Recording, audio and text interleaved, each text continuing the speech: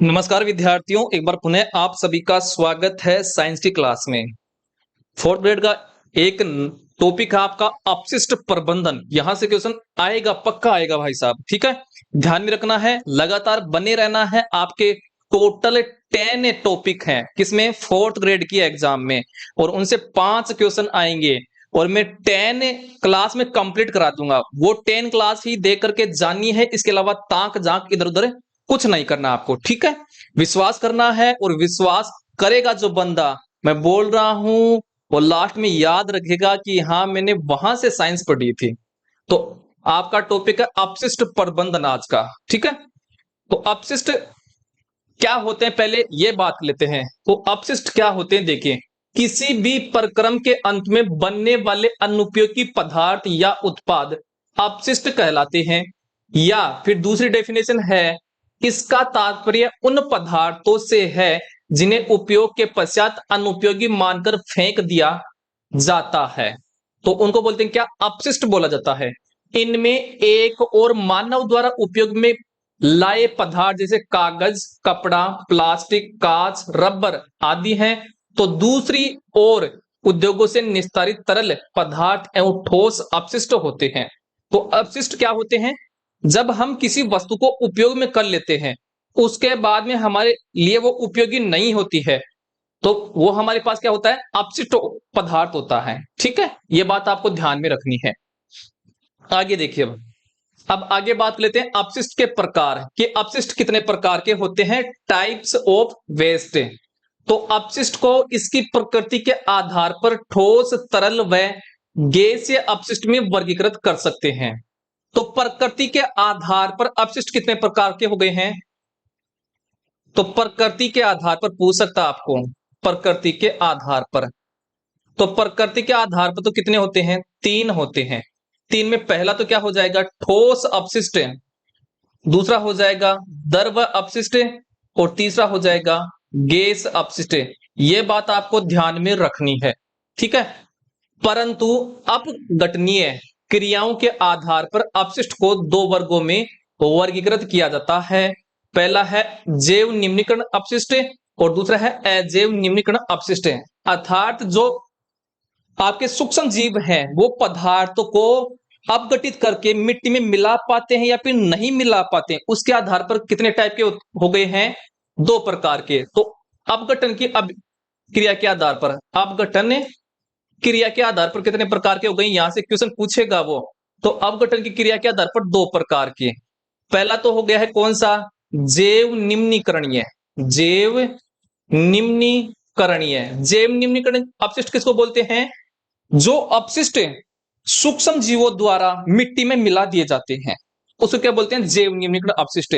जैसे आपकी पेड़ों की पत्तियां होती हैं, जब वो जमीन पर गिरती हैं तो कुछ समय बाद में जो सूक्ष्म जीव हैं वो उसके छोटे छोटे टुकड़ों में बांट करके मिट्टी में मिला देते हैं, तो वो तो क्या हो गए हैं, जैव अपशिष्ट। तो जो जिन अपशिष्टों को सूक्ष्म जीव छोटे छोटे टुकड़ों में बांट करके मिट्टी में मिला देते हैं, उनको बोलते हैं जैव निम्नीकरणीय। और अजैव निम्नीकरण किसको बोलते हैं, तो अजैव निम्नीकरणीय, निम्नीकरणीय। तो अजैव निम्नीकरण अपशिष्ट जिसको बोलते हैं, जिससे अपशिष्ट का सूक्ष्म जीवों द्वारा अपघटन नहीं हो पाता है। जैसे आपने प्लास्टिक की थैलियां देखी होंगी, प्लास्टिक की थैलियां जो होती है वो लंबे समय तक पड़ी रहती है, उनका अपघटन होता ही नहीं है, तो वो क्या हो जाता है, अजैव निम्नीकरण अपशिष्ट होता है, ठीक है। ये समझ में आ गया होगा।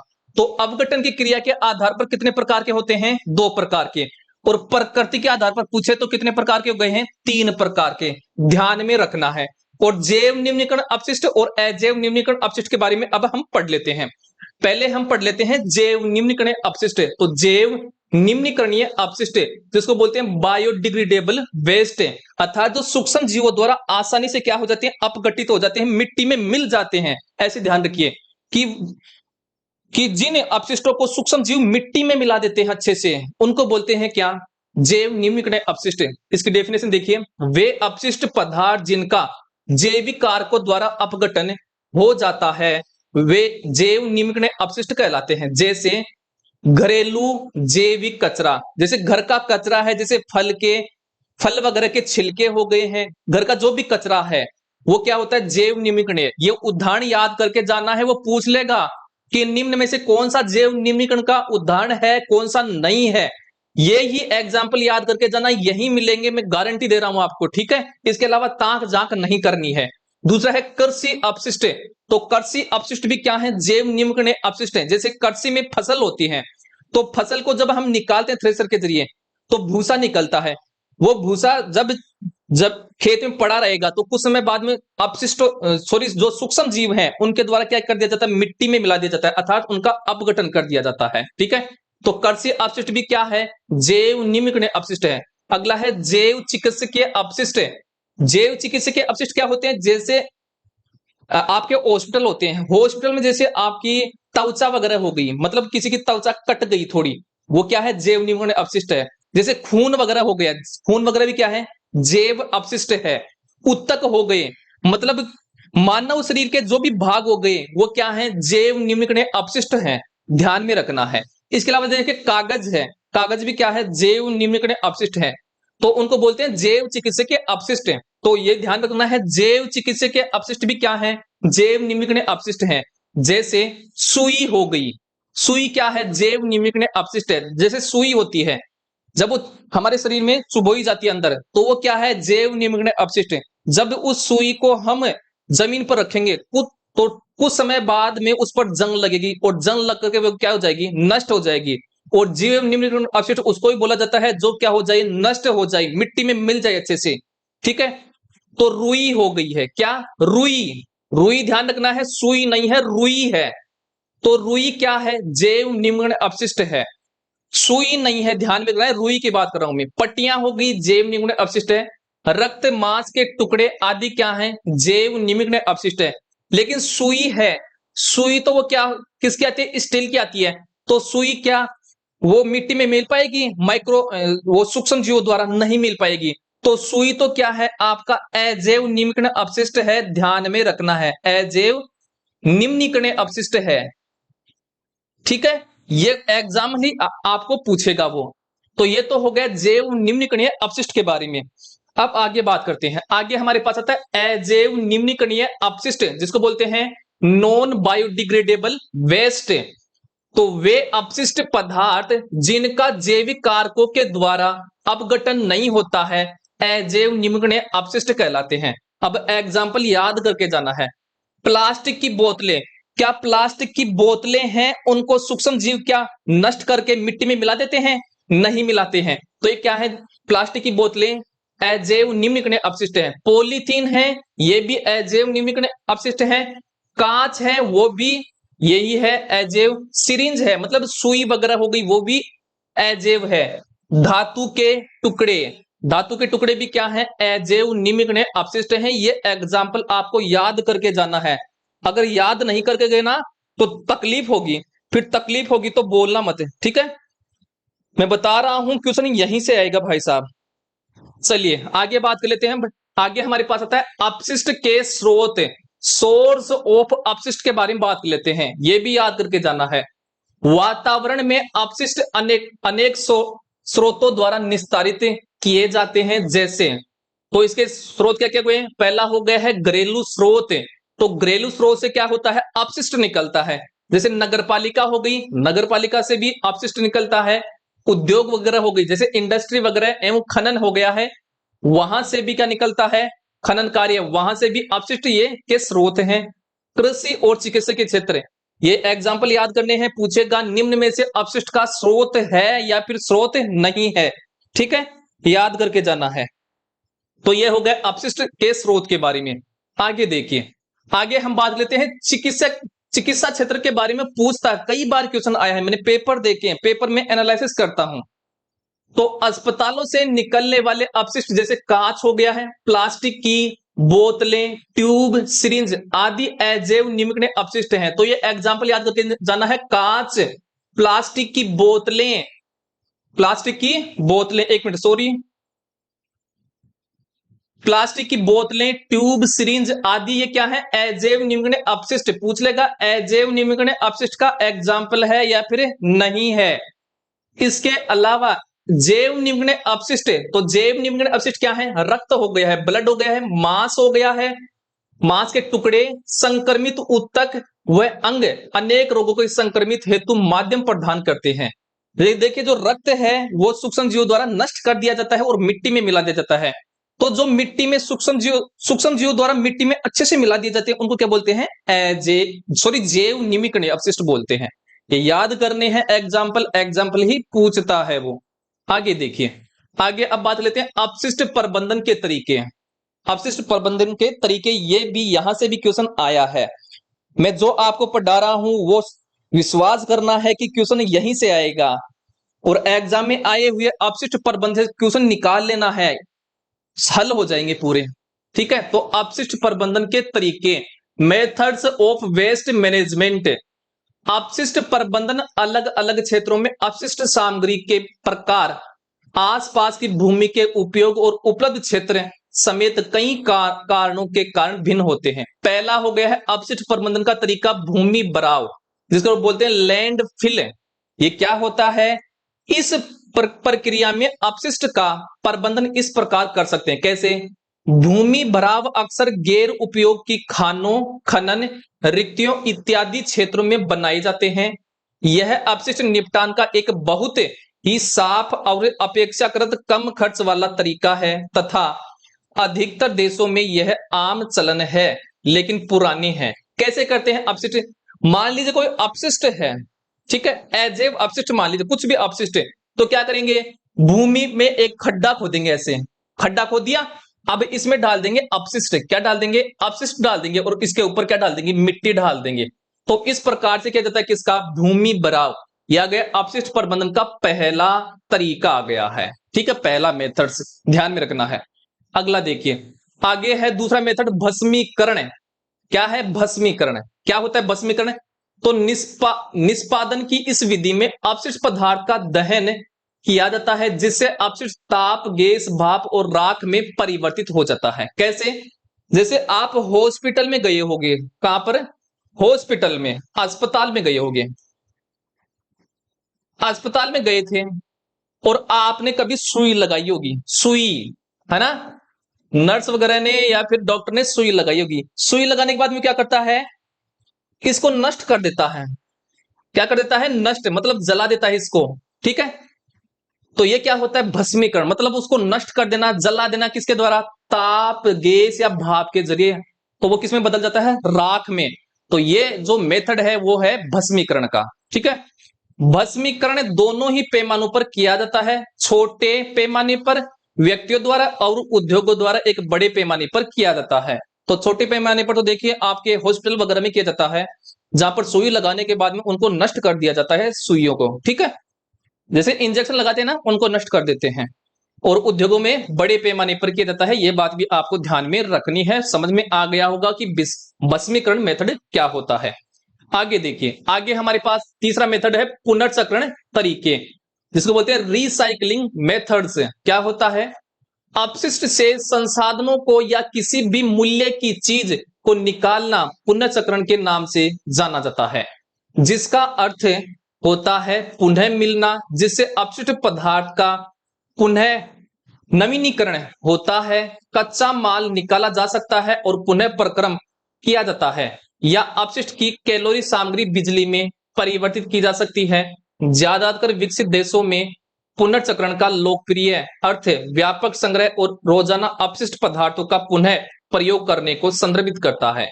अब समझ में नहीं आया होगा आपको, है ना? मैं समझा देता हूं। जैसे मान लीजिए आपने मार्केट गए, कहां पर गए? मार्केट गए, और मार्केट में आपने दुकानदार को बोला कि दुकानदार जी हमें अगरबत्ती दीजिए। क्या दीजिए? अगरबत्ती। अब देखिए अगरबत्ती वगैरह आपके डिब्बे में आते हैं, प्लास्टिक डिब्बे में। तो आपको दे दिया क्या? प्लास्टिक का डिब्बा दे दिया। क्या दे दिया? प्लास्टिक का डिब्बा अगरबत्ती का, है ना? तो इसमें क्या होंगी? अगरबत्ती होंगी। तो इसमें अगरबत्ती होंगी। आप घर पर लाओगे, ले आए। अब देखिए इस डिब्बे में, ये क्या है? डिब्बा प्लास्टिक का। इस डिब्बे में क्या है? अगरबत्ती। देखिए अगरबत्ती काम में लेने के बाद में डिब्बा क्या हो गया है? खाली हो गया है। क्या आप इसको फेंकोगे कहीं पर? नहीं, हम इसका यूज करेंगे। क्या? मसाले डालने के लिए। क्या करने के लिए? मसाले डालने के लिए। तो हम क्या कर लिया? इसका पुनः उपयोग कर लिया। किसका? इस डिब्बे का। तो इसको ही क्या बोलते हैं? पुनर्चक्रण बोलते हैं, रिसाइकलिंग बोलते हैं। ठीक है, समझ में आ गया होगा। चलिए, या फिर दूसरा तरीका समझिए, जैसे शादी वगैरह होती है, शादी ब्याह वगैरह होते हैं, तो हम क्या लाते हैं? जैसे डिब्बे हो गए।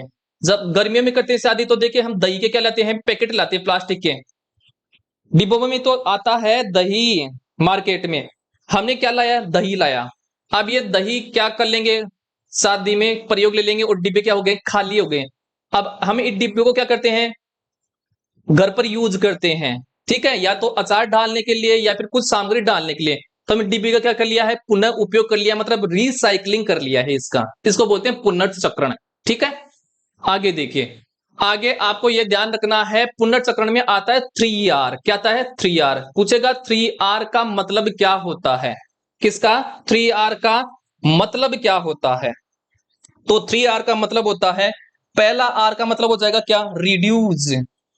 रिड्यूस मतलब कम कर देना।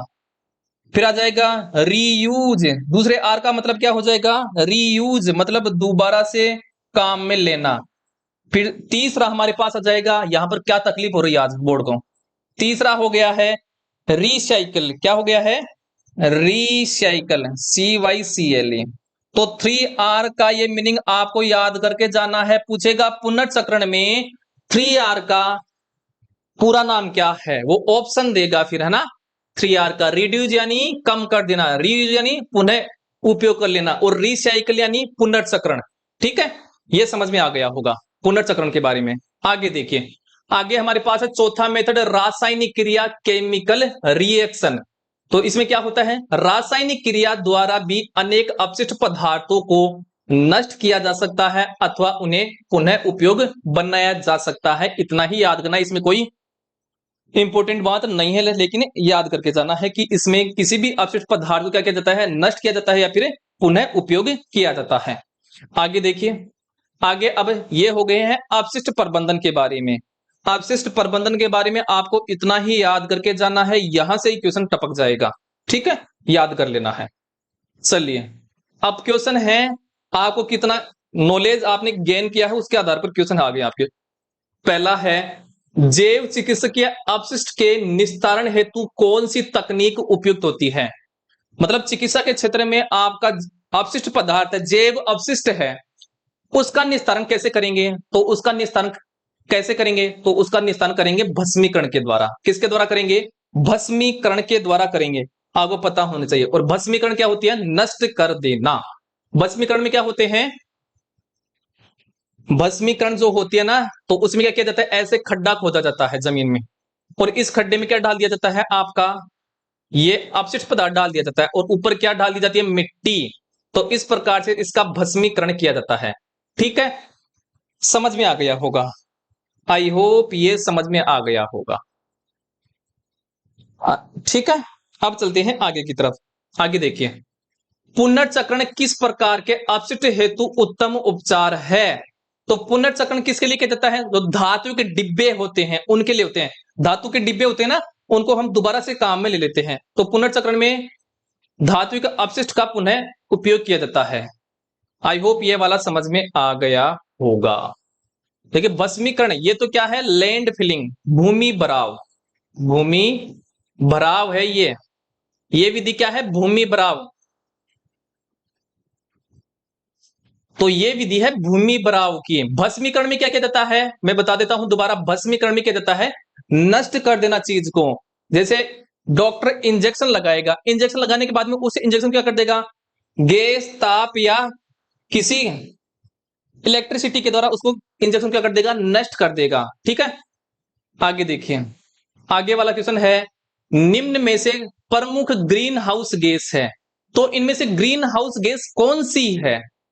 तो देखिए, हाइड्रोजन तो नहीं है, कार्बन मोनोऑक्साइड भी नहीं है, कार्बन डाइऑक्साइड, ये क्या है? ग्रीन गैस है, ग्रीन हाउस गैस है, याद करना है। अगला है, भारत के बड़े नगरों में प्रति व्यक्ति औसत कूड़ा निकलता है, तो ये निकलता है 4 से 6 किलोग्राम। ठीक है, ये क्वेश्चन ऐसे भी टपकेंगे, सीधे भी, है ना।